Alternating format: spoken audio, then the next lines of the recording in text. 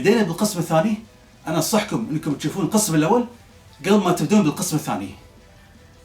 هو للأسف الراوي بعد مرة بيكون وياي موجود. وهل لديك مانع؟ لا، ما بيدي شيء. لا تقلق، سأكون كريما معك بهذه الحلقة. سوف أتكلم عن نبذة للعبة القادمة، وأنت ستقوم بتغطية بقية العناصر. ما قولك في ذلك؟ مشكور. يلا خلينا نبدأ.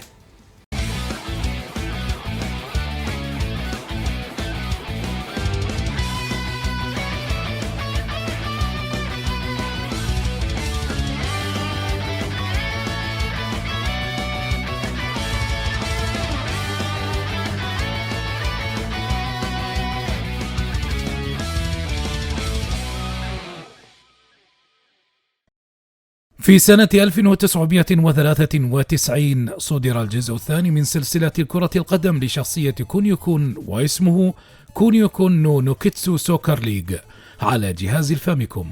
هذا الاسم أقل تعقيدا من اسم الجزء الأول على نفس الجهاز. هل تعرفون ما هو العجيب بالأمر؟ بذاك الوقت هذه اللعبة كانت حصرية فقط على جهاز الفاميكوم، ولم نراها على أي جهاز آخر قط، بالرغم من أنها لعبة ممتازة وسابقة لعصرها. من الغريب أن نرى أن الجزء الأول حصل على إصدارات في مختلف الأجهزة، ولم يحدث نفس الأمر مع الجزء الثاني. لو صدرت على جهاز السيجا جينيسيس أو الميجا درايف سيكون الأمر رائعا جدا. أصحاب نسخة السيجا جينيسيس مساكين. حسنا، إذن سأقوم بتغطية الحلقة الكاملة بنفسي. خلاص أسولف وياك. والله على أي حال، تم التحدث عن الجزء الثاني في أحد الحلقات الفرعية، وتم الذكر أن هناك نسخة مترجمة من قبل الهواة. بما أن لدينا النسخة المترجمة فسوف نستعرضها بشكل رئيسي حتى يصبح كل شيء واضحا للمشاهدين الأعزاء، ولا يوجد سبب لاستعراض النسخة اليابانية أصلا. على كل حال فلنبدأ.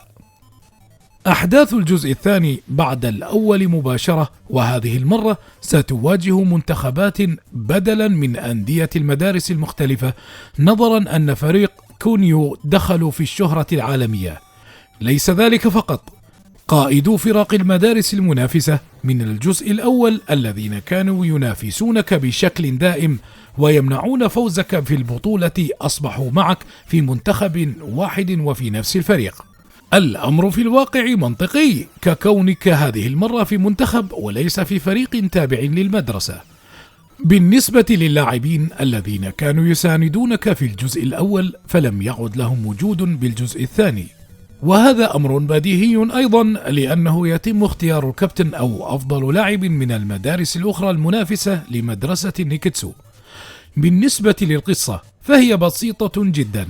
بعد أن حقق كونيو بطولة المدارس قرر أن يحصل أيضا على كأس العالم ويسافر خارج اليابان من أجل خوض المباريات ضد المنتخبات ودخول دور كأس العالم، وهذا طبعا بوصاية من صديقته ميساكو، والتي تتواصل معهم بشكل دائم وتقوم بدعمهم. الظاهر أن عمر ميساكو عنده مواصفة كبيرة، يعني صاروا لاعبين رسميين، وفوق هذا دشوا المنتخب، والأكبر من هذا بيدشون كأس العالم على طول. اخرس، أنا من يتحدث هنا. أدري، هذا بس تعليق بسيط مني. سأقوم بتعليقك على الحائط ما دمت تحب التعليق. تدري كيف؟ أنا بتم ساكت وما بفتح حلجي لما تتخلص، بلعب بس. المهم، بعيدا عن القصة، في شاشة مقدمة اللعبة يمكنك تحريك عمر أو كونيو، مما يعطيك الفرصة في تجربة التحكم ومعرفة أساسيات اللعبة قبل الدخول في اللعب الرئيسي، وهذه إضافة سابقة لعصرها. وفي قائمة الخيارات الرئيسية توجد 3 أطوار: طور الدوري، وطور المباراة الودية، وأخيرا طور الركلات الترجيحية، أو كما هو موضح طور ضربة جزاء. يمكنك تعديل مستوى الصعوبة من هنا. في طور الدوري عليك اختيار المنتخبات ومواجهتها، وعندما تفوز على فريق معين تحصل على نجمة بيضاء تحت الفريق، مما يعني أنك قد هزمته، ويمكنك أن تلعب ضد نفس الفريق وتحصل على 3 نجوم كحد أقصى من الفريق الواحد.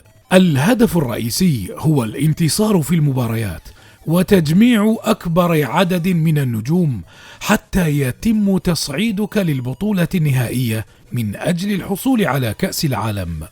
قبل بداية المباراة ترى أعلام الفرق مع موسيقى هادئة والتي تشعرك بالراحة النفسية. سوف أكتفي بهذا القدر وأترك نظام اللعب على نوستالجيك شادو، وسأترككم مع هذا اللحن.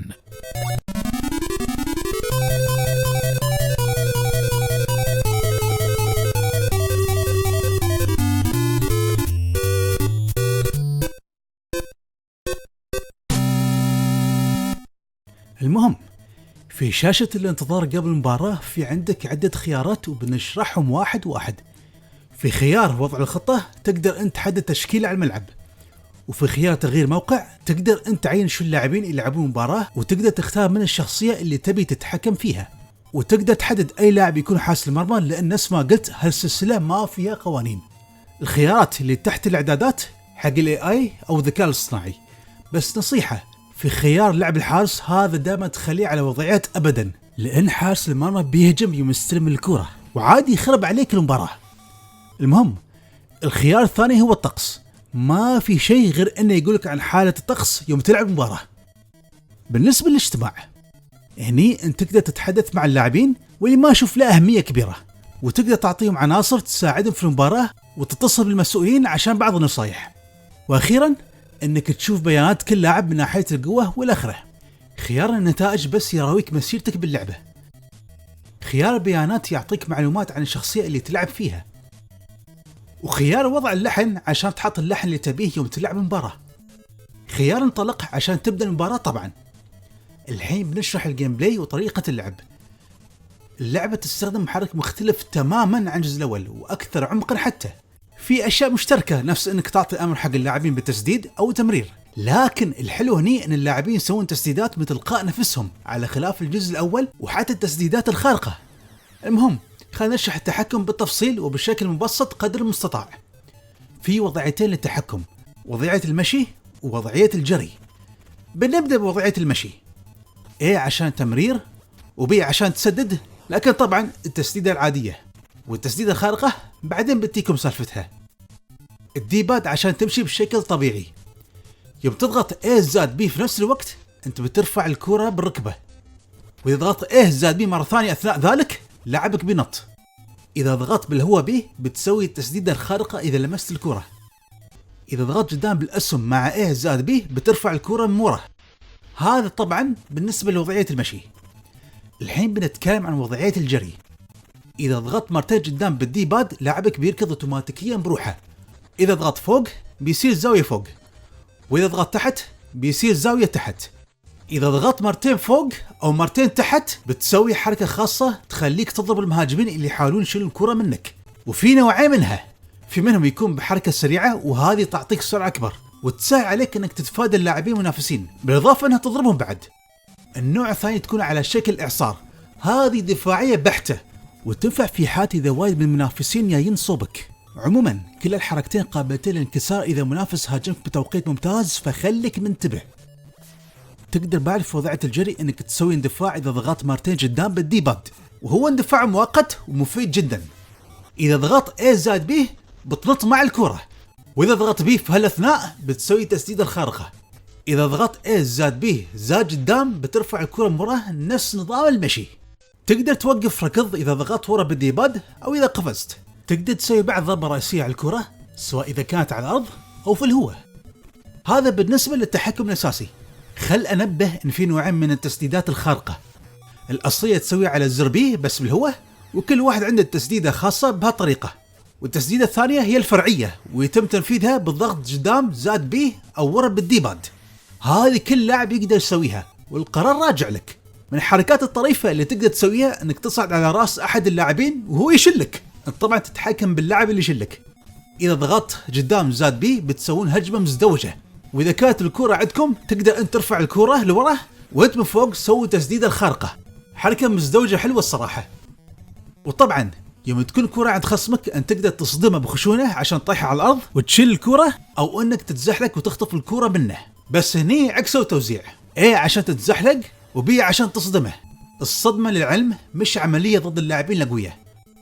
بعض اللاعبين يسوون حركات خاصة ضد الخصوم اللي عندهم الكرة، مثل ضربة الركبة، أو بمعنى أصح حركة التايجر ني مع ساقات. وفي قفزة دائرية، بمعنى أصح قفزة دائرية خاصة بماريو اللي يسويها في سوبر ماريو وورد.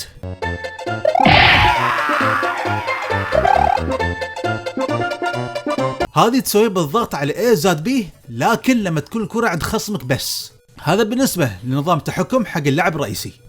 اللعبة طبعا تدعم اللعب التعاوني مثل الجزء الأول، لكن الفرق هني ان اللاعب الثاني يكون حارس المرمى. وبصراحة أنا ما أشوفه عيب نهائيا، وحراسة المرمى ميزة ممتعة باللعبة. بس مشكلة يوم تمسك الكرة أنت ما تقدر تمررها إلا مع أقرب لاعب لك، وبالتالي أنا أنصح أنك تسددها بعيد وشوف من اللي بيحصلها. التحكم بالحارس سهل وبسيط. إذا ضغطت B زائد فوق بيصد الحارس صدة خفيفة ليسار المرمى، وإذا ضغطت تحت زائد B بيصد يمين المرمى. لكن إذا ضغطت A زائد B زائد فوق بيصد صدة عالية ليسار المرمى. نفس النظام مع يمين المرمى، بس تضغط تحت بدال يسار. إذا ضغطت قدام زائد B بتسوي حركة صد خاصة، وفي نوعين منهم. هذا يعتمد على الحارس اللي تختاره. إذا نطيت بالهواء وضغطت A زائد B بيعطي بوكس علوي تقول شوريوكن، وتقدر تضرب اللاعبين الثانيين فيها، وهذه تفيدك في صد التسديدات الخارقة، بس يبالها توقيت. من الإضافات الحلوة حق حراسة المرمى انك تقدر تطلع من المرمى على كيفك، وتهاجم وتدافع على كيفك، لكن حط في بالك ان المرمى بيكون مكشوف، فانتبه. هذا بالنسبة لنظام التحكم بتفصيل. من الاشياء الطريفة الاخرى ان في بيئات حق الملعب نفسه، تقدر تلعب على ارضية عشبية او ارضية رملية بحيث ان الكرة ما تدحرج، او رمال متحركة اللي تعيق اللاعبين عن الحركة ويغرقون فيها. بالله عليكم مين بيلعب الكرة في رمال متحركة؟ تخيلوا بس انها تصير بالواقع. المباراة بتستمر بس لمدة 5 دقائق لان اللاعبين بيكونوا واصلين قاع خلاص. عموما دامها لعبة كرة قدم خيالية بنعذرها. غير بيئة الملعب في بعد حالات الطقس، في المطر اللي يخلي الارض شوي منزلقة، وفي الاعاصير اللي تشيل اللاعبين واحيانا تشيل الكرة بكبرها ولازم تتريا لما توصل الارض، وفي البرق والصواعق اللي تصعق اللاعبين بوحشية وتحط شحنة كهربية بالكرة بحيث انها لو لامست اجزاء ثانية غير قدم بالجسم اللاعب يتكهرب. تخيلوا لو بالواقع هالاشياء تصيب الملعب، احس ما حد بيلعب الكرة. عموما نفس ما قلت دامها خيالية بنعذرها. اكثر شيء يضحك باللعبة هو لحظة تسجيل الاهداف. طبعا شيء طبيعي نشوف نفس التعابير بالواقع. الفريق المسجل للهدف بيفرح ويهتف، والفريق الثاني يمر باحباط واكتئاب وحزن شديد.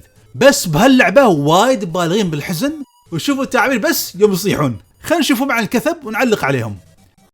هذا الصيحته تقول حد ما عطونا كف، وهذا الصيحته تقول اهله شالين عن البلاي ستيشن لانه يلعب ادمان، وهذا الصيحته تقول واحد شاف نتيجته وراسه بالامتحان وخايف من الضرب اللي بيحصل من ابوه. واللي ضحك اكثر انك تقدر تتحكم باللاعب بهاللحظه، ومرات تقدر تتنذب باللاعبين ثانيين وتضربهم اثناء ذلك. اللعبه تحشيش من الاخر. على طار التحشيش، هالجزء على خلاف الجزء الاول ضافوا فيه ركلات الترجيح وقوانينه بعد مختلفه عن الواقع. اللاعب يواجه الحارس لمده 7 ثواني ويحاول يدخل عليه الهدف، والمحاوله تنتهي اذا خلص الوقت او اذا الحارس مسك الكره. بالنسبه للساوند تراك فهو بصراحه ممتاز وايقوني، واللحن المقدمه مال قناتي هو اصلا ريمكس من واحد من الحان اللعبه. واللعبه طبعا فيها الحان جدا ممتازه وخصوصا لحن المقدمه، والمؤثرات الصوتيه هي نفس اللي نسمعها بالعاب دبل دراجون، وشيء طبيعي ككون اللعبه من نفس المطور. الجرافيكس باللعبه مقبول، والانيميشن والارت ستايل لدى اللاعبين حلوين بعد، وفيهم تعابير ويو حلوه. طبعا فكره ان كل لاعب عنده ملامح مختلفه عن الثاني ميزه كبيره بالنسبه للجهاز الفاميكوم. انا اعتبر هاللعبه افضل لعبه على جهاز الفاميكوم، وافضل من اي لعبه على جهاز النيس، وذكرت انها من افضل 10 العاب عندي. مو بس هذا، انا اشوفها انها افضل لعبه كره قدم خياليه بدون منازع، وافضلها حتى على كابتن ماجد. لا تفهموا غلط، انا احب كابتن ماجد بعد، بس المميز بهاللعبه هو العمق بالجيم بلاي والاحترافيه اللي فيها، لدرجه انك صعب تصدق ان هاللعبه نازله على جهاز متواضع نفس النيس او الفاميكوم. أنا للعلم بعد ما ألعب ألعاب كرة، بس أشوف هاللعبة أفضل لعبة على جهاز الفاميكوم. والبعض يمكن يشوف هالرأي رأي غريب، لكن في النهاية المسألة مسألة آراء. نحن لعبناه ياباني بذاك الوقت وما واجهنا أي مشاكل. كابتن ماجد مشينا حنا فيها، معقولة ما بنقدر على هذه؟ بس الشيء اللي أنا مو بعرفنه شو سبب تسمية هالشخصية بكابتن عمر، هاللغز اللي للحين ما نعرف حله. عموما طالما أن اللعبة ممتازة فمو مشكلة. بالنسبة للعيوب، أنا شخصيا تمنيت لو أني أقدر ألعب الفرق الثانية في طور القصة أو طور رئيسي أو whatever. وثانيا أنت ما تقدر تلعب في كل الفرق في طور المباريات الودية وتلعب بس بالفرق القوية. لكن لحسن الحظ النسخة اللي عندي مهكرة وأقدر ألعب في كل الفرق ما عدا كوريا لأنهم أضعف فريق باللعبة أصلا. وفي نسخ مهكرة ثانية شايلين منها فريق المكسيك ومحطين بدال الكوريا، بس ما تفرق وايد. العيب الثالث أنك ما تقدر تلعب ضد اللاعب الكمبيوتر في طور المباريات الودية، وبس تقدر تلعب ضده في طور ركلات الترجيح. العيب الرابع مرات يكون فيه تباطؤ بالحركة وجلتشات، وخصوصا في وقت حالات الطقس يطلعون الأعاصير والآخرة، لكنها ما تأثر بشكل كبير على اللعب. العيب الخامس هو أن في لاعبين بالمنتخب الياباني تقدر تلعب فيهم بس في طور القصة وما تقدر تختارهم بطور المباريات الودية. بس مرة ثانية هذه نسخة مهكرة وأقدر ألعب فيهم إذا رحت الهوامش. العيب الأخير ميزة حلوة باللعبة بس يظل فيه عيب في نفس الوقت. اللعبة طبعا تدعم 4 لاعبين نفس نينتندو وورد كاب، بس طبعا في طور المباريات الودية واحد يكون لاعب وثاني يكون حارس. بس مشكلة اني ما اقدر العب مع 3 لاعبين غيري. جربت القطعة اللي تدعم 4 لاعبين مال جهاز NES وما تشتغل، وحتى جهاز ريتو USB نفس الحالة. جربت في جهاز الفاميكوم الياباني عن طريق البورت الثالث على جانب الجهاز، اقدر العب بطور 3 لاعبين بس ما اقدر العب بطور 4 لاعبين. في قطعة خاصة لجهاز الفاميكوم تدعم 4 لاعبين، وعلى ما يبدو ان اللعبة فيها برمجة تدعم هالقطعة فقط، رغم ان عندي شريط منسوخ على شريط امريكي. تعرفون بعد المشكلة ان هاللعبة نازلة في اليابان بس. الطريقة الوحيدة عشان تحل هالمشكلة انك تلعب نسخة الكوليكشن لكونيو على الجزء الحديثة، ما فيها مشاكل تباطؤ اولا، وبتقدر تلعب اللعبة ب4 لاعبين بكل سهولة، وكل واحد بكنترول خاص بدون طرفيات وبدون تعقيد. هذا كل شيء بخصوص كابتن عمر او كونيو كون نونو كيتسو سوكر ليج. في الختام توقف لحظة، لم أتوقع أنك ستنسى الأمر. تقصد هذا؟ ما أشوف إنه لا داعي براية. إذا كنت لا تريد التكلم فسوف أتكلم نيابة عنك أيها الكسول. تصدق؟ بعد أحسن. للعلم في ريميك نزل حق هاللعبة اللي هو ريفر سيتي سكر هوليجنز على جهاز DS، وهالمرة نزل بشكل عالمي. لكن هل هو قد الآمال والتوقعات؟ منشوف، وخلي راوي يكلمكم عنه.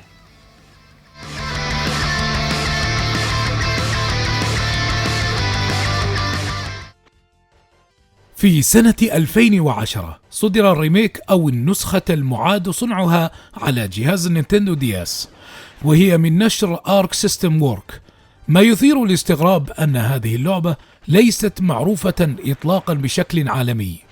لم تتواجد مراجعة لهذه اللعبة في مواقع الألعاب المشهورة، مما يعني أن الشركة لم تتعب نفسها إطلاقا في تسويق اللعبة وقامت بإصدارها مباشرة في الأسواق. على كل حال لنراجع النسخة. في البداية عندما تبدأون بتشغيلها ستلاحظون أول عيوبها، وهي بداية سيئة. رسوم الشخصيات تحولت إلى رسوم ثلاثية الأبعاد. البعض قد لا يعتبرها مشكلة أو عيبا كبيرا، ولكن برأينا الشخصي نفضل الرسومات الكلاسيكية المبكسلة والتي تعلقنا بها منذ الصغر. سنتحدث الآن عن التعديلات والتغييرات التي طرأت بهذه النسخة. أول ما تغير هو توزيع أزرار التحكم. على سبيل المثال زر القفز أصبح زرا مستقلا، كما أن زر التسديد والتمرير أصبحا بعيدين عن بعضهما. ثانيا تمت إضافة قصة فعلية للعبة. عندما يدخل كونيو البطولة يظهر منافسه مايك من وراء الكواليس ويراقبه باستمرار، وبشكل غير مباشر يقوم بمساعدة منافسه كونيو بإعطائه الأغراض المساعدة ولاعبين إضافيين مع مرور الوقت دون علم من كونيو. هؤلاء اللاعبين الإضافيين لم يظهروا في النسخة الأصلية للعلم. على كل حال يقوم مايكل بتقوية فريق كونيو حتى يصل الفريق إلى أقصى قوته، ومن بعد ذلك يقوم فريق مايكل السري الذي قام بتأسيسه، وهو أقوى فريق باللعبة بمواجهة كونيو. في الحقيقة هذا الفريق هو أقوى فريق باللعبة، ويستطيعون تنفيذ جميع التسديدات الخارقة المتوفرة لدى جميع المنتخبات. يمكننا القول أنهم أضافوا فريقا جديدا باللعبة. أفضل إضافة في الريميك هو إمكانيتك باللعب بأي منتخب تشاء بطور البطولة، ولكن طبعا بعد أن تختم اللعبة للمرة الأولى بالمنتخب الياباني. ويمكنك أيضا اللعب بجميع المنتخبات في الأطوار الأخرى على عكس اللعبة الأصلية.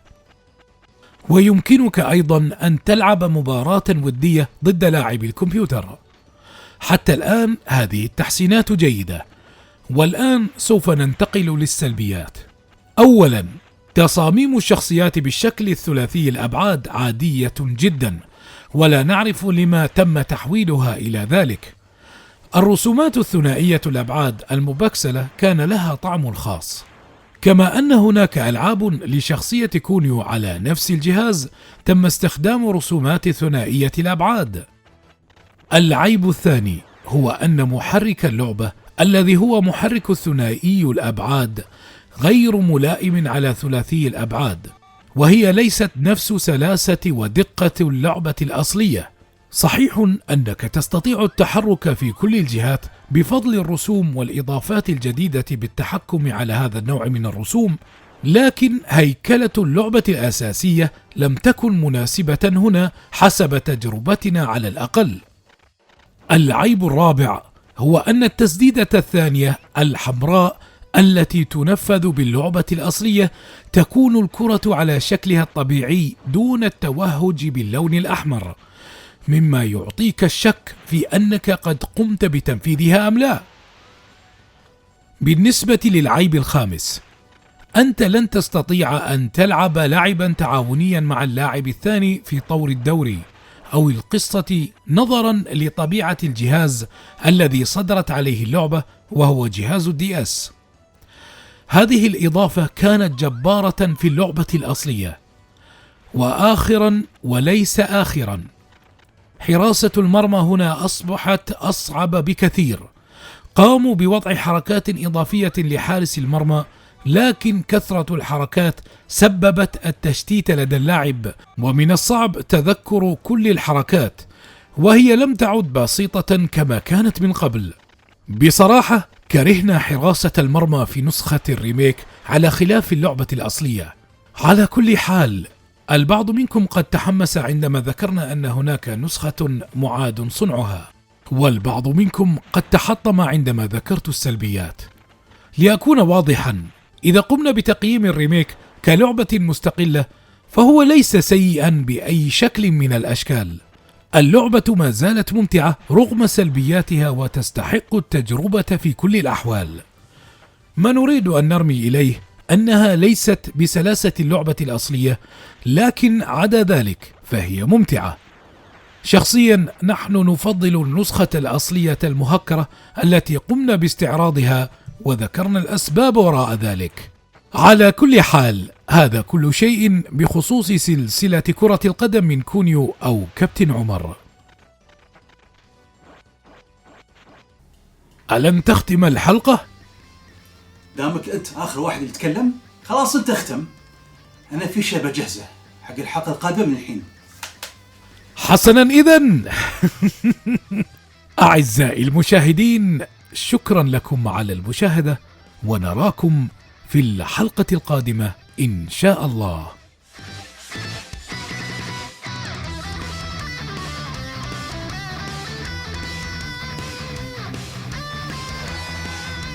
أدري إنكم تتريون الشيء هذا. إن شاء الله الحلقة القادمة بيكون عن الجهاز هذا.